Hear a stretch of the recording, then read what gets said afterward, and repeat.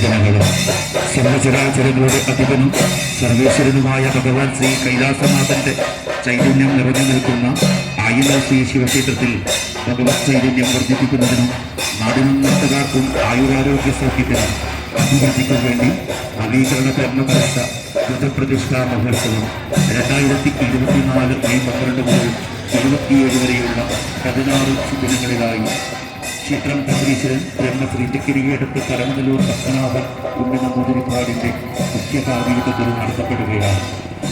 മഹോത്സവത്തിന് തുടക്കം കുറിച്ചുകൊണ്ട് ശ്രീ അയ്യപ്പ ക്ഷേത്ര സന്നിധിയിൽ നിന്നും പലതാര സുഹൃത സമൃദ്ധമായ കലവറതിരക്കൽ ഘോഷയാത്ര വാദ്യമേളങ്ങളുടെയും താലപ്പുലിയുടെയും മൂച്ചിപ്പുടികളുടെ അകമ്പടിയോടുകൂടി പുറപ്പെട്ട് ശ്രീ മഹാദേവന്റെ തിരുസന്നിധിയിൽ എത്തിച്ചേരും.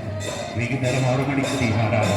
തുടർന്ന് രംഗപൂജയോടുകൂടി സാംസ്കാരിക സമ്മേളനം നടത്തിയിരിക്കുകയും ക്ഷേത്ര നവീകരണ കൽസ കമ്മിറ്റി കൺവീനർ TV പ്രസാദിന്റെ സ്വാഗത ഭാഷണത്തിൽ നവീകരണ കൽസ കമ്മിറ്റി ചെയർമാൻ KP പഞ്ചദാക്ഷൻ നായരുടെ അധ്യക്ഷതയിൽ തൃക്കരിപ്പൂരിന്റെ പ്രിയ MLA ശ്രീ M രാജഗോപാൽ ഔപചാരിക ഉദ്ഘാടന കർമ്മം നിർവഹിച്ചു. ചടങ്ങിൽ ശ്രീ ഹാഷിം അലി മുഖ്യപ്രഭാഷണം നടന്നു.